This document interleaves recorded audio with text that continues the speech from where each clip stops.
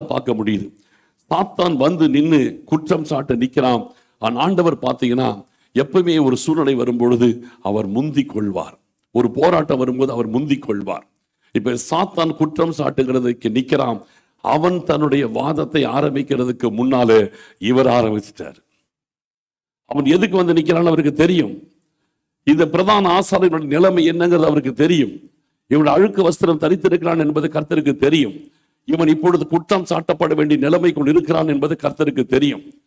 அவன் அந்த சாத்தான் இவனை குற்றம் சாட்டுகிறதற்கு முன்பதாக ஆண்டவர் முந்திக் கொண்டு சொல்றாரு, கர்த்தர் சாத்தானை நோக்கி, கர்த்தர் உன்னை கடிந்து கொள்வாராக.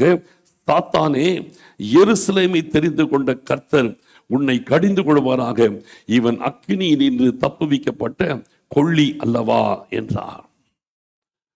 சாத்தானை பார்த்து ஆண்டவர் சொல்றாரு, கர்த்தர் உன்னை கடிந்து கொள்வாராக.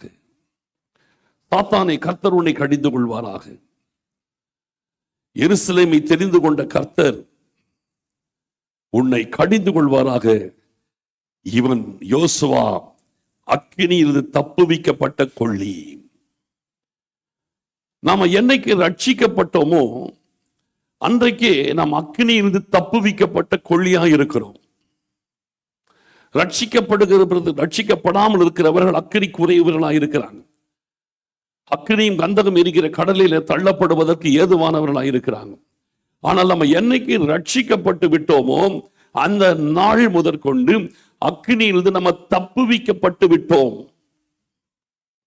ஆனால் தப்புவிக்கப்பட்ட நம்முடைய வாழ்க்கையை நம்ம கேர்ஃபுல்லா காப்பாத்திக்கிறோம். நரகத்தின் பாதையிலிருந்து கர்த்தர் கிருபையாய் ஜீவ பாதையில வைத்து விட்டார். ஆனால் ஜீவ பாதையில கர்த்தர் கொண்டு வந்து விட்டார் என்று சொல்லி நம்ம மெத்தனமாய் இருந்திட முடியாது. ஆனால் இந்த யோசுவாவின் நிலைமை அப்படிதான் இருக்குது.